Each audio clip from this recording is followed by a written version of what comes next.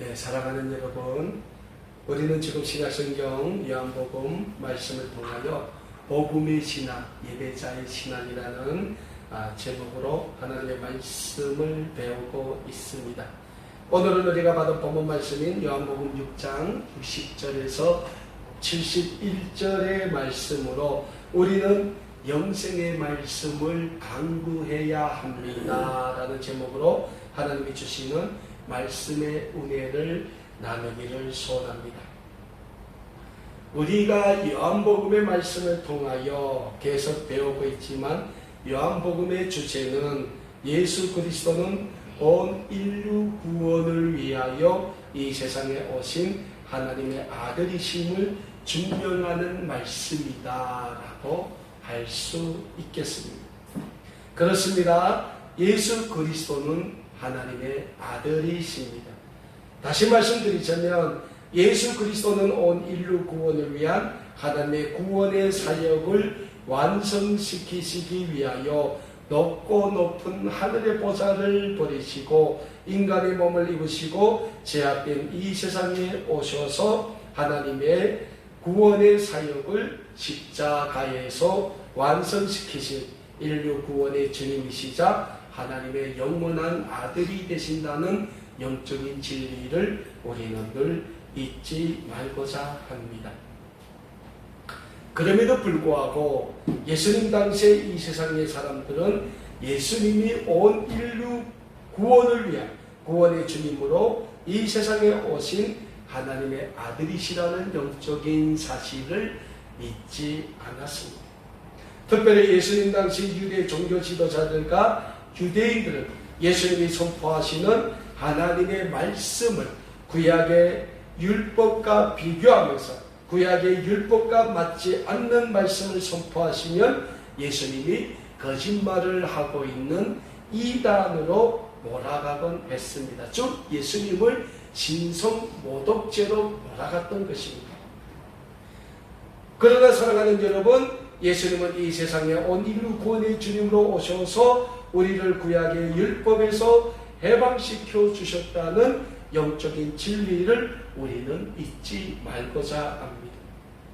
그래서 신약성경 마태복음 5장 17절의 말씀에서 예수님께서는 내가 율법이나 예언서들을 폐지하러 온 줄로 생각하지 말라. 폐지하러 온 것이 아니라 오히려 완성하려 왔다고 우리에게 분명히 말씀하고 있습니다. 사랑하는 여러분, 신약성경 마태복음 5장 17절의 말씀에서 예수님께서 우리에게 어떤 말씀을 하고 계십니까? 예수님은 구약의 율법이나 구약의 선지자들의 예언을 폐지하러 이 세상에 오신 분이 아니라 그 구약의 율법과 선지자들의 예언을 완성시키시기 위하여 이 세상에 오신 하나님의 아들이심을 분명히 밝히고 있는 것입니다. 그래서 신약성경 로마서 8장 1절과 2절의 말씀에서 사도 바울은 이런 고백을 하고 있습니다. 그러므로 이제 그리스도 예수 안에 있는 자에게는 결코 정죄함이 없나니 이는 그리스도 예수 안에 있는 생명의 성령의 법이 죄와 사망의 법에서 너희를 해방하였다라고 사도 바울이 선언하고 있는 겁니다. 사도 바울이 로마서 8장 1절과 2절에서 어떤 고백을 합니까? 예수 그리스도께서 이 세상에 구원의 주님으로 오셨기 때문에 우리는 과거의 그 구약의 율법에 얽매여 사는 삶이 아니라는 거예요. 예수 그리스도 안에 있는 생명의 성령의 법이라고 했어요. 생명이 뭡니까? 예수 그리스도를 믿음으로 인하여 하나님이 우리에게 주시는 영원한 생명, 하나님 나라의 삶을 뜻하는 거예요. 성령의 법이 뭡니까? 하나님이 예수 그리스도를 통하여 우리에게 보여주신 그 생명의 그 사역을 가리키는 거예요. 예수님의 말씀을 뜻하는 거예요. 제가 언젠가 이런 말씀을 했어요. 구약에 모세라는 사람이 있어요. 하나님이 모세를 통해서 유대인들, 하나님의 성민의 유대인들에게 율법을 주십니다. 근데 하나님이 그 유대인들에게 주신 율법 조항이 몇 가지라고 했어요? 네? 제가 언제 말씀드렸는데 613가지가 돼요. 그 613가지가 되는 율법조항 중에서 하나님께서 너희는 이것을 해라 라고 말씀하신 조항이 248가지. 그리고 하나님이 너희는 이것 하지 말라, 간음하지 말라, 죄를 짓지 말라, 도둑질하지 말라, 거짓말하지 말라, 내 이웃의 물건을 탐내지 말라, 이렇게 하지 말라고 말씀하신 조항이 365가지가 돼요. 365. 1년이 며칠입니까? 365일이죠. 예? 근데 더 중요한 사실은 우리 인간은 아무리 깨어나도 율법이 기록된 이 613가지 조항을 다 지킬 수 없다는 거예요. 하루 몇 시간입니까? 24시간이에요. 자는 시간 한 7시간 빼놓으면 몇 시간이에요? 밥 먹는 시간 빼놓고, 응? 그 시간 동안 우리가 이 율법에 기록된 613가지 이 하나님이 하지 말라 하라는 조항 다 지키기 어렵다는 거예요.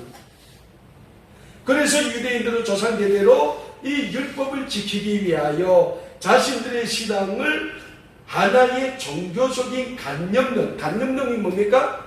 오래 조상대대로부터 내려왔던 그 전통에 맞췄다는 거예요. 맞춰놓고 가두어 놓은 행위 위주의 신앙. 행위 위주의, 옳든 안 하든 일단 하는 거예요. 보여주기식 시장. 우리 북한에서 백두삽이란 말 있잖아요. 네? 남이 뜨기 전에 한 삽 더 뜨고, 남이 다 뜬 다음에 한 삽 더 뜨고, 이렇게 보여주기식 신앙으로 살다 나니까 결국 유대인들은 이 율법이라는 613가지 조항에 자신들을 가둬놓고 종교적인 삶을 살았다는 거예요. 네? 뭡니까? 인간은 죽었다 깨도 이 613가지 조항을 지키기 어렵다는 거예요. 그런데 예수님이 이 세상에 오셨어요. 그리고 예수님이 이 613가지 되는 이 구약의 율법을 몇 가지로 정리하셨습니까? 몇 가지로 정리했어요? 2가지. 2가지로 정리했지 않습니까? 네? 그 2가지가 뭡니까? 첫째는 우리의 온 마음과 뜻과 정성을 다하여 주 너희 하나님을 사랑하라 하셨으니 이게 크게 첫째 되는 계명이요. 그 다음은 뭡니까? 그와 같으니 하나님을 사랑하듯 내 이웃을 내 몸과 같이 사랑하라. 그리고 예수님이 뭐라고 했습니까? 이 2가지가 율법과 온 선지자의 강령이라 했어요. 그러니까 예수님이 이 세상에 오셔서 우리에게 정리해 주신 율법은 명확해. 온 마음과 뜻과 정성을 다하여 우리 하나님을 우리가 사랑하는 게 첫 번째. 하나님을 사랑하라. 두 번째, 하나님을 사랑하듯 우리 이웃을 우리의 몸같이 사랑하라 라는 거예요. 얼마나 쉽습니까? 근데 이것도 안 쉬워요. 하나님을 우리의 온 마음과 뜻과 정성을 다하여 사랑하니까 얼마나 힘듭니까?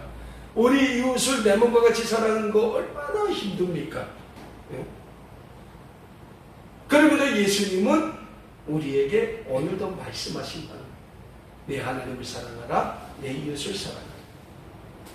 그러나 예수님 당시 유대 종교 지도자들이나 유대인들은 예수님의 이 말씀을 이해하려고 하지 않았다는 거예요. 그들은 여전히 구약의 율법에 자기 자신들을 가두어 놓고 율법주의 매인 삶을 살기에 급급했다는 거예요.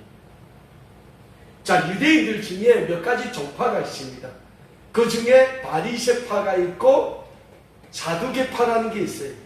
근데 이 바리새파는 어떤 사람들이냐?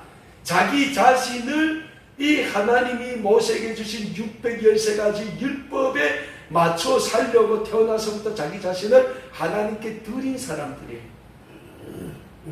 우리 사도 바울이라는 사람 알죠? 사도 바울이 가운데 뭡니까? 이 유대인 중에 바리새파에 속한 사람이었어요.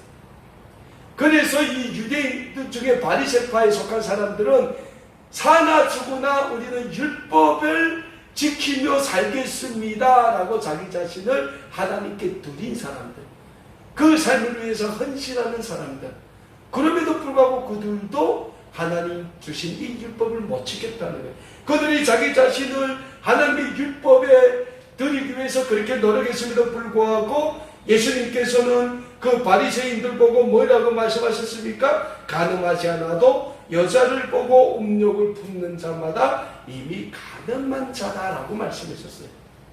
살인하지 않았어도 형제를 보고 나아가라고 하는 사람은 이미 살인한 자다라고 말씀했어요.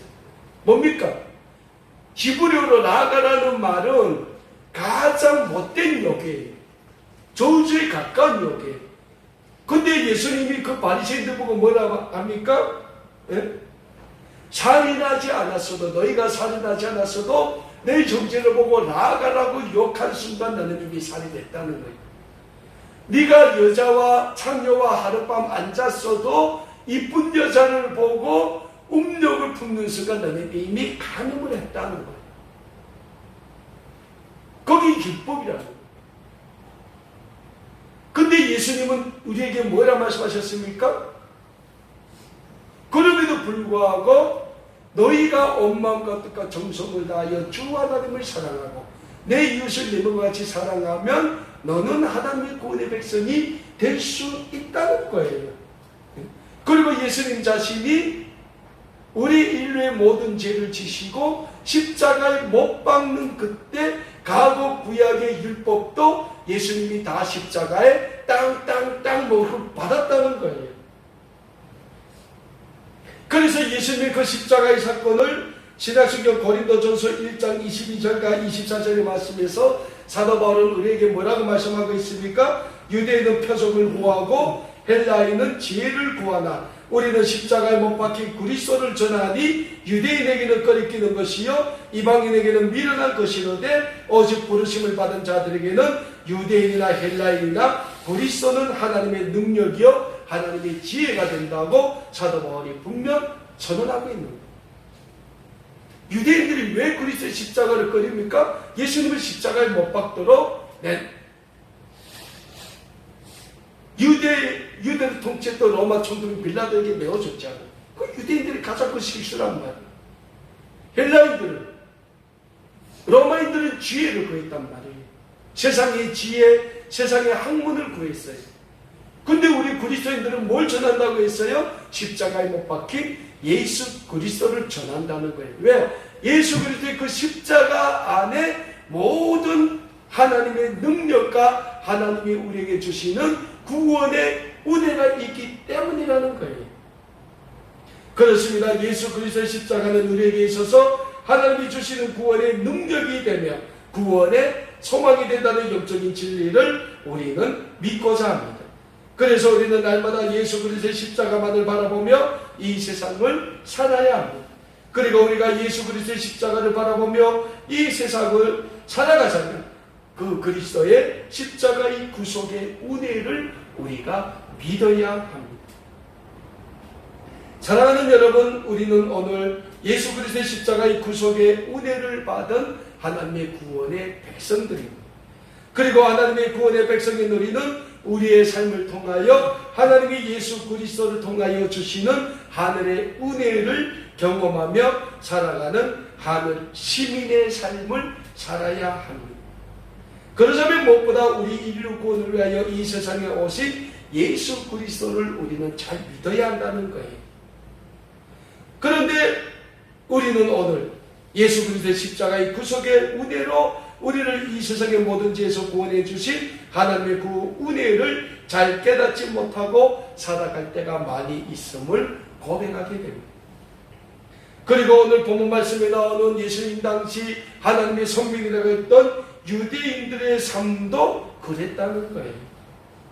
그들은 예수님을 한 명의 구약의 선지자나 예언자로는 믿으려고 했지 하나님이 보내주신 인류 구원의 메시아로는 믿지 않았다는 거예요.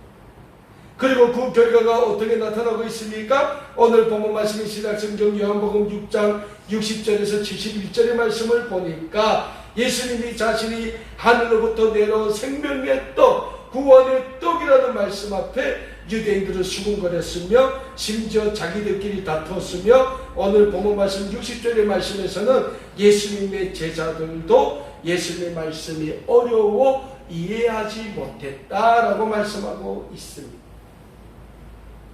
여러분, 예수님의 제자들이 어떤 사람입니까? 예수님의 공생의 기간 예수님과 함께 먹고 자고 하면서 예수님이 선포하시는 하나님 나라의 말씀, 예수님께서 보여주시는 수많은 기적과 이적을 직접 체험했던 사람들이에요. 근데 그런 사람들이 정작 예수님께서 나는 하늘로부터 내려온 생명의 떡이라는 말씀 앞에서 그 말씀을 이해하지 못했다는 거예요.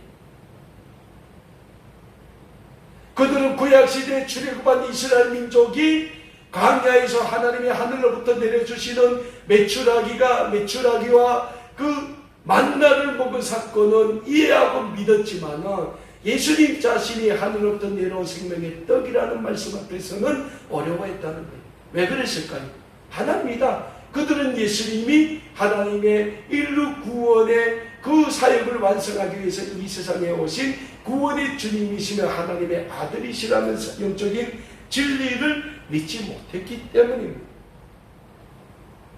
여러분, 우리는 예수님이 인류 구원을 위하여 이 세상에 오신 구원의 주님이심을 믿습니다. 예수님이 하나님의 아들이심을 믿습니다. 그러면 예수님이 하신 말씀이 곧 하나님의 말씀임을 우리는 믿습니다. 근데 유대인들은 안 믿었다는 거예요. 왜? 그들은 구약에 하나님이 모세에게 준 그 율법만 믿었다는 거예요. 여러분, 율법만 믿으면요, 자기 앞에 있는 사람은 다 죄인이에요. 계속 정죄하고, 예를 들면 이런 거죠. 야, 이 날씨도 보니까 오늘 저녁에 비 올 것 같다? 근데 저녁에 비 안 와요. 그러면 나 거짓말쟁이야 하는 게 이 율법이라고요. 응? 근데 예수님은 뭡니까? 그 모든 것을 다 십자가 앞에 내려놓으라는 거예요. 그리고 너희 온 마음과 뜻과 정성을 다하여 하나님만을 사랑하라는 거예요. 그리고 예수님 자신이 우리의 과거의 그 모든 죄를 지시고 내가 너희를 위하여 십자가에 못 박혀 죽겠다고 선언하시고 죽으셨다는 거예요. 그게 신약성경이 우리에게 말씀해 주고 있는 복음이에요. 예수님이 우리를 위하여 십자가에 죽으셨다는 사실, 그 죽으심으로 우리는 과거의 모든 죄에서 구속함을 받았다는 것, 그리고 장사된 지 3일 만에 다시 부활하셨다. 부활이 뭡니까? 우리에게 하나님 나라의 영원한 생명이 있음을 보여주신 사건이라는 거예요.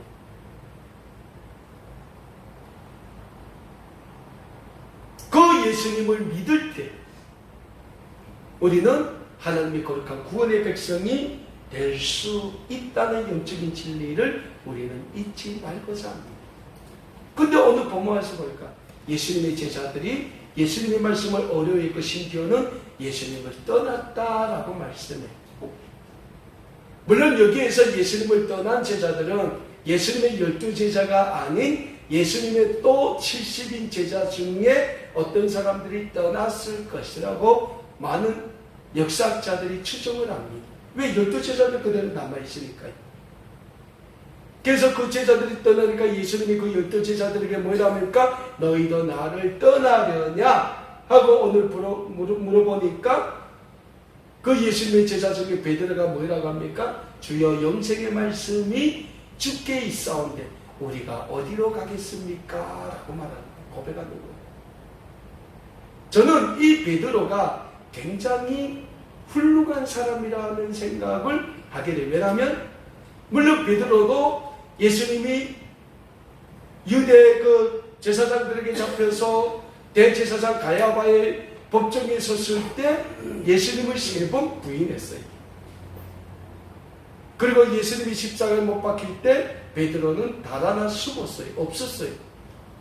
그럼에도 불구하고 신약성경 마태복음 말씀과 어느 요한복음 말씀을 보면 예수님이 제자들에게 물어봤을 때 가장 예수님께 맞는 신앙 고백을 한 사람은 베드로밖에 없었다.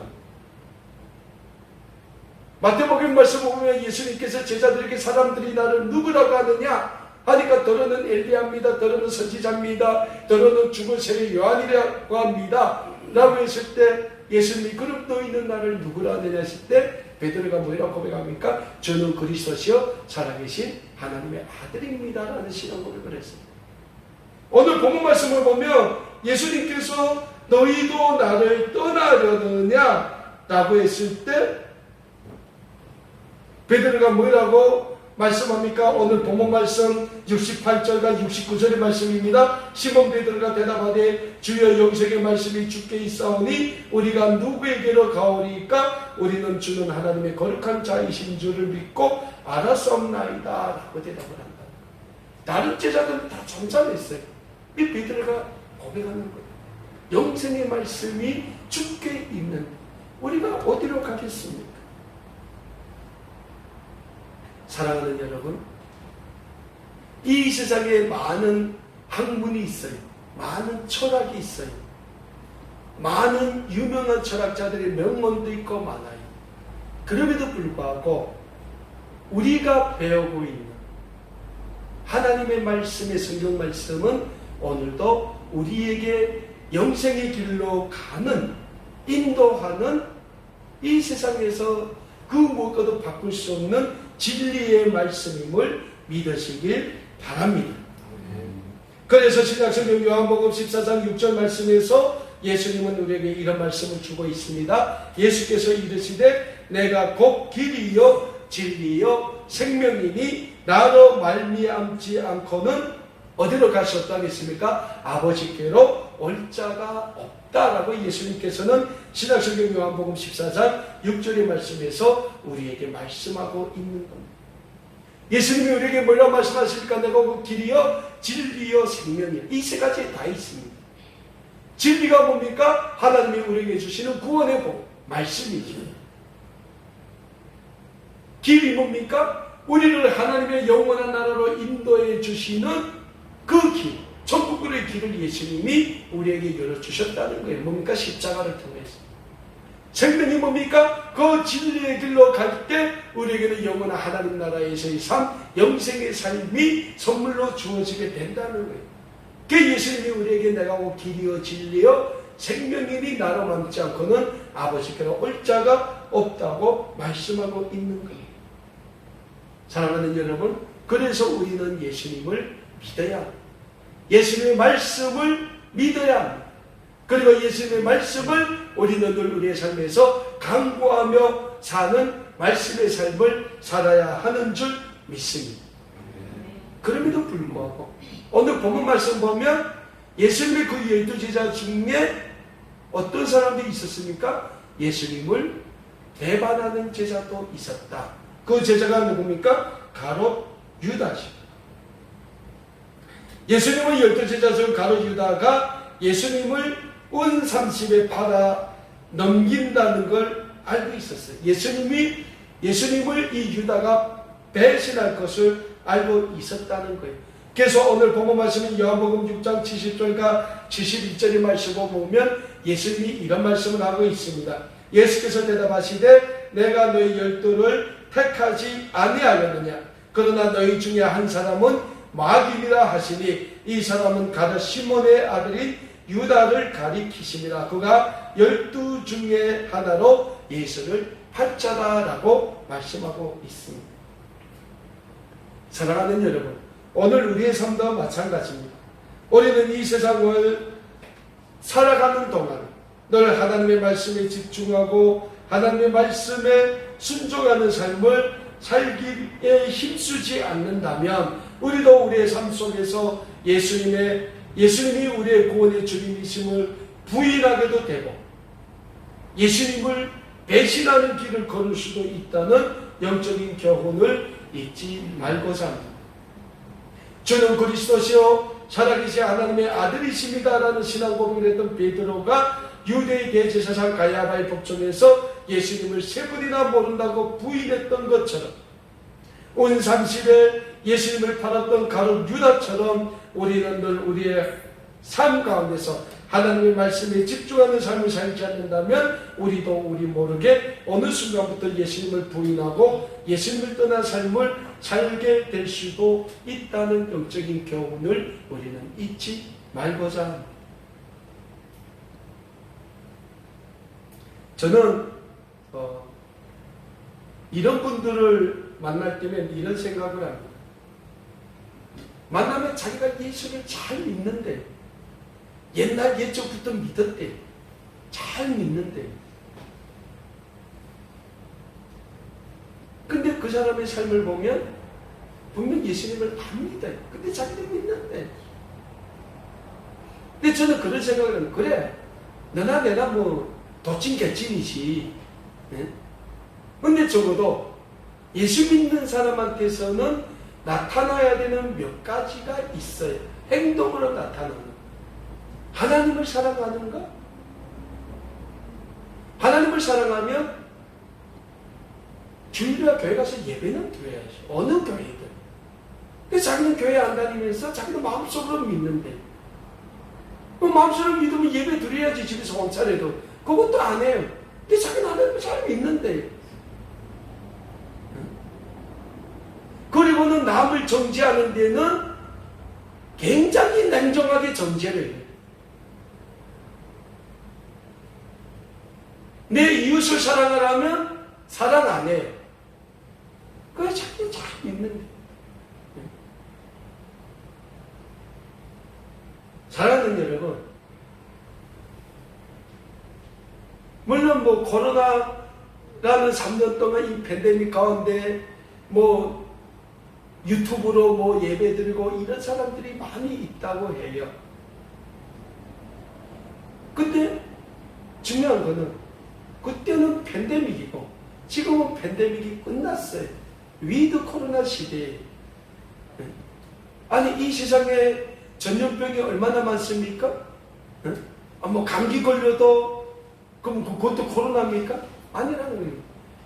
우리는 중요한 것은 우리의 마음으로부터 우러나오는 하나님을 사랑하는 마음 중에 가장 중요한 것은 하나님을 어떻게 사랑하는가. 우리는 물론 유대인들처럼 종교적인 율법주의에 빠져서 그렇게 보여주기식 신앙생활을 하면 안 됨에도 불구하고 우리의 마음과 뜻과 정성을 다해. 그러면 교회 나가기 싫으면 집에서라도 우리는 예배를 드려야 된다는 거예요. 어디에 있든지 주일날 어디 갈 수 있어요. 그럼에도 불구하고 거기에서 우리는 하나님께 예배를 드려야 된다는 거예요.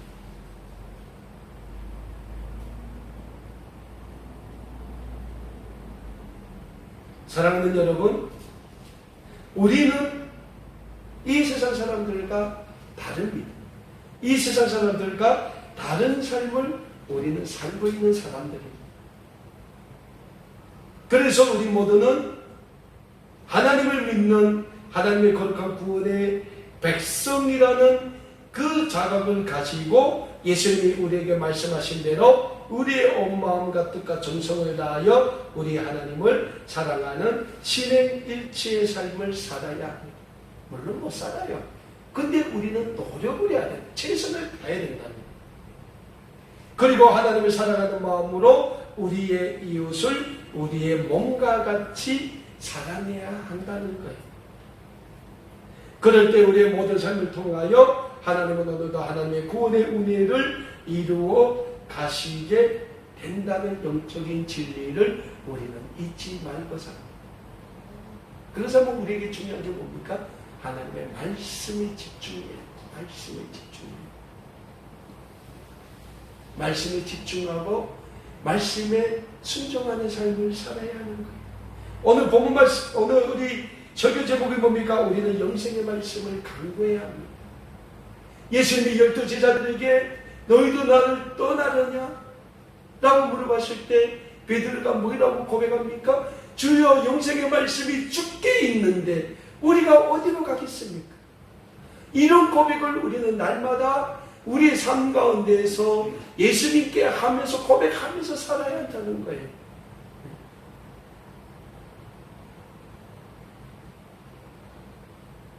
저는 어떨 때 이런 생각이에요. 우리가 고향에서 살 때 뭐 김일성, 김정일 말씀 교실 외운다고 그거 얼마나 그랬어요. 김일성이 94년도 7월 8일 죽으니까 김일성의 그 무슨 위대성 뭐 말씀 100가지 뽑아가지고 뭐 암송대하고 막 그랬잖아요. 물론 그때는 우리가 무의식적으로 맹목적으로 외웠지만은 적어도 그 정도 열정을 가지고 하나님 말씀을 사모한다면 여기에 하나님 축복 못 받을 사람이 한 명도 없다는 거예요. 우리가 정말 우리의 삶에서 하나님의 말씀 109줄만 외우고 늘 산다면 정말 하나님은 우리의 삶을 축복을 하신다는 거예요. 그리고 하나님은 오늘도 우리가 그런 삶을 살기를 간절히 원하고 계신다는 사실입니다.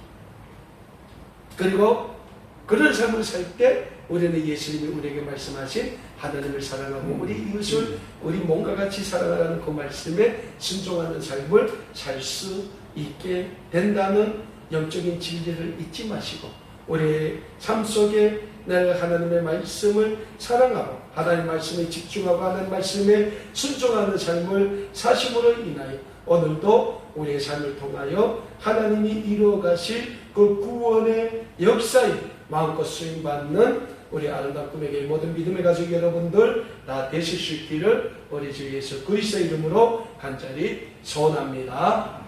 기도하겠습니다.